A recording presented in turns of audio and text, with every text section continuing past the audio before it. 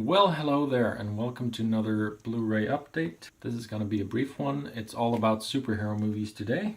First up, we've got Superman 2, the Richard Donner cut. This was actually a birthday present from a friend on Facebook, so I was really delighted by that. Thank you so much, Simon. Very, very happy to have this finally, so thank you so much.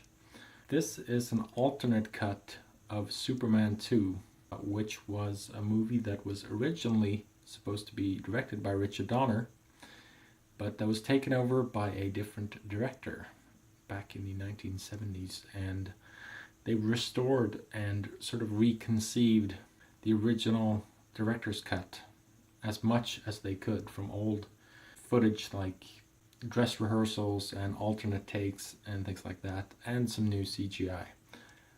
I think personally this is my favorite Superman movie with Christopher Reeve. I think this is great. I think it's much, much better than the theatrical cut of Superman 2. It's a lot less awkward, it's a lot less comedic, it just works a lot better. There's just almost every quality and aspect about Superman 2 that I didn't like about the theatrical cut is rectified and fixed in this version, so I'm delighted to watch this one.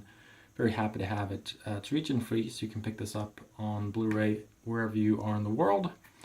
But it should be noted that it only has Dolby Digital 5.1 audio, just so you know. But well worth checking out. I have the box set with all the theatrical versions, but this is my favorite Christopher Reeve Superman movie, so very happy to have this one. And then we have the brand new Steelbook edition of Captain America Civil War. This finally came out in Sweden today. It's been out in the US for a while now, I think a week or two at least, but we finally got this in Sweden just now. This is the new Steelbook edition.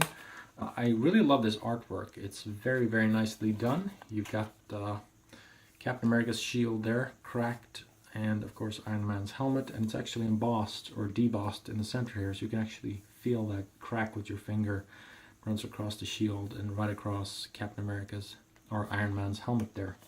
Very nicely done. I really like the design of this Steelbook. A blue disc as always, and you take that out and you got some concept artwork from the movie.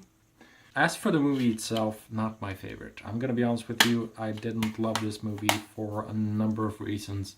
Look, I love Winter Soldier. I thought that was a great, great Marvel movie. The best in the Marvel Cinematic Universe so far. But this one in particular kind of does all the things I dislike about a Marvel movie. There's just a lot that I didn't like about this movie. There are too many characters. The plot is just so convoluted. I don't like the humor and the approach they're taking to the humor. Spider-Man doesn't really add anything to the movie. I mean, they introduce him, I get it. It's like a nudge nudge, wink wink fan service thing, but it's just like it doesn't do anything for the plot at all. He's entirely CG, which bothers the hell out of me. He looks horrible, looks like a cartoon character. And just this whole, I don't know, reveal in this movie bothers me. I would have, without spoiling too much, if I had my way with this movie, I would have had the reveal about Iron Man and his life in the beginning of the movie. That would make this a high-octane chase movie where Iron Man would be chasing after Captain America. And a few characters, not a lot, but a few characters. Bucky would be involved, of course. Rhodey might be involved at some point. And spoiler alert if you haven't seen the movie, Rhodey would actually die. He doesn't die. He's not even technically injured. He's like, oh, he's injured for a second. And then it's like, oh, let's invent some new legs for him, of course. It's like ridiculous. I hate it so much. I hate it. It's so stupid. It's so, like, everything about this movie is just like one episode of a soap opera. It's all about the family. It's all about they're doing the family thing. Literally movies for the whole family, but they're also sort of exploring the family, drama. That's what the Marvel Cinematic Universe is all about. There's nothing about the real world. There are no political sort of implications or consequences. Nobody actually dies. It's just one episode of a soap opera, and mommy and dad are fighting. That's the whole consequence of this movie, basically. And it's like, if you're invested in the characters, then obviously you're going to find it very exciting, but to me, it just didn't work at all, basically. I don't want to tear the movie down too much. There were positive elements about this movie. There are two characters that I like in this movie, and two characters that I want to see more of that I think actually work really well. Bucky is a great character. Bucky is kind of the MacGuffin that drives the whole narrative, but he's also an assassin against his will. He has to commit these heinous murders, but he's still a human being, and he struggles with that all the time. That is great. That's a great character. That's a great character arc. You could use that for a lot of drama, for a lot of storytelling, but they don't. He's just a MacGuffin. He's just sort of a plot point. So it's like, give us more Bucky. I'd watch an entire television show about the Winter Soldier, and I'd love it. But we're not getting that, so hey. The other character I enjoyed in this movie was Black Panther, who is introduced in this movie. He actually has a really good arc. He's a new character, very stoic, he has his own agenda, and goes after Bucky, of course, the Winter Soldier in this. That's a good character, well acted. He's interesting, he's motivated, he works. The rest is just one big sort of fan service moment. It's just like a big meaningless brawl of drama, and it's just like, who cares? That's just my opinion, but that's what I think about Captain America Civil War. So I was very let down by this movie, sadly. Doesn't mean that past movies haven't been good, and it doesn't mean that future movies don't have to be good. I'm sure they're gonna be great, but this one in particular was not really working for me. But that brings me to the next one that I picked up just today, also from Marvel, and this is actually one of my favorite things that Marvel has ever produced. Not a movie, but a TV series. You've probably seen it on Netflix. It's Daredevil Season One. This is a lovely Steelbook edition from Zavvi.com. Is it Savvy or Savvy? I don't know. Very cool artwork here by Joe Quesada, I think, for the cover here. An exclusive edition. And it's actually embossed here. You can actually feel the lettering. You can feel Matt Murdock here. You can actually feel the stairwell here with your finger. Very nicely done in just black and white. And the back just has the Marvel logo on it.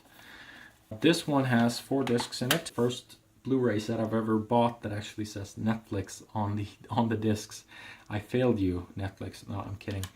And you've also got Matt himself in the background there. I don't know if you can make it out, but he's standing there in the black costume. I love this season. I absolutely love this show, and I love this season. I think this is pitch perfect Daredevil. Finally, Daredevil, is being done right. This is inspired, of course, heavily by Frank Miller's The Man Without Fear. A wonderful, wonderful graphic novel. I actually have it right over there. But I really think they nailed the character here. It's dark, it's dramatic, it's grim, but there's a kind of hope too. Sorry about that, my camera cut off. Daredevil Season 1 is just an exceptional piece of television. This might actually be my favorite season of any television show ever, or at least my favorite first season of any television show I've ever seen. They nailed the character of Daredevil. They nailed the tone, they nailed the drama. This is dark, wonderful. It explores sort of morality in a wonderful way, about vigilantism, about doing the right thing, but not necessarily doing it in the right way, so to speak. There's a lot of that wonderful Catholic guilt, which has always been inherent in the character of Matt Murdock and Daredevil. The costume and the look of the show and the origin story is a reference to The Man Without Fear by Frank Miller, of course, and that's just one of the best graphic novels ever written, in my humble opinion. And it's a dark, violent, bloody show. You can see blood on his fist there. It gets really dark, it gets really violent, but I'm so happy that they are comfortable exploring that. And on television, no less. Their movies are this PG-13 Disney thing for the family, which is kept very, very safe. And their television shows are dark and bloody and grimy. Like, who would have known?